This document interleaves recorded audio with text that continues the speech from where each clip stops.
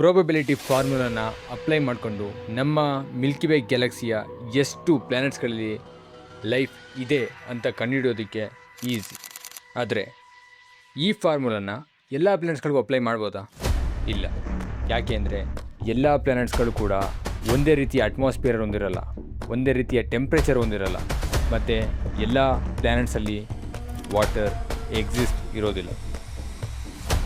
ಅದಕ್ಕೆ ನಾವು 3 ರೀತಿಯ ವೆರಿಫಿಕೇಷನ್ ಟೆಸ್ಟ್ಗಳನ್ನ ಮಾಡಬೇಕು. ಮೊದಲನೇದು, ಪ್ಲ್ಯಾನೆಟ್ಸ್ಗಳು ಹ್ಯಾಬಿಟೇಬಲ್ ಝೋನಲ್ಲಿ ಇದೆಯಾ ಅಂತ ಕಂಡುಹಿಡ್ಕೊಳ್ಬೇಕು. ಹ್ಯಾಬಿಟೇಬಲ್ ಝೋನ್ ಅಂತಂದರೆ ಸೂರ್ಯನಿಂದ ತುಂಬ ಹತ್ತಿರನೂ ಇರಬಾರ್ದು, ತುಂಬ ದೂರನೂ ಇರಬಾರ್ದು. ಅಲ್ಲಿ ಟೆಂಪ್ರೇಚರ್ ಲಿಮಿಟ್ ಆಗಿರುತ್ತೆ ಮತ್ತು ವಾಟರ್ ಲಿಕ್ವಿಡ್ ಫಾರ್ಮಲ್ಲಿ ಎಕ್ಸಿಸ್ಟ್ ಆಗಿರುತ್ತೆ. ಎರಡನೇದಾಗಿ, ಅಟ್ಮಾಸ್ಫಿಯರ್ ಇರಬೇಕು. ಯಾವುದೇ ಪ್ಲ್ಯಾನೆಟ್ಸ್ಗಳಾದರೂ ಲಿವಿಂಗ್ ಬೀಯಿಂಗ್ಸ್ ಎಕ್ಸಿಸ್ಟ್ ಆಗಬೇಕು ಅಂತಂದರೆ ಅಟ್ಮಾಸ್ಫಿಯರ್ ಕಂಪಲ್ಸರಿ ಇರಲೇಬೇಕು. ಮೂರನೇದಾಗಿ, ಪ್ಲ್ಯಾನೆಟ್ಸ್ ಸ್ಟೇಬಲ್ ಆಗಿರಬೇಕು. ಅಂದರೆ ಪ್ಲ್ಯಾನೆಟ್ ಫಾರ್ಮೇಷನ್ ಆಗಿ ಕೆಲವು ಬಿಲಿಯನ್ ವರ್ಷಗಳು ಆಗಿರಲೇಬೇಕು.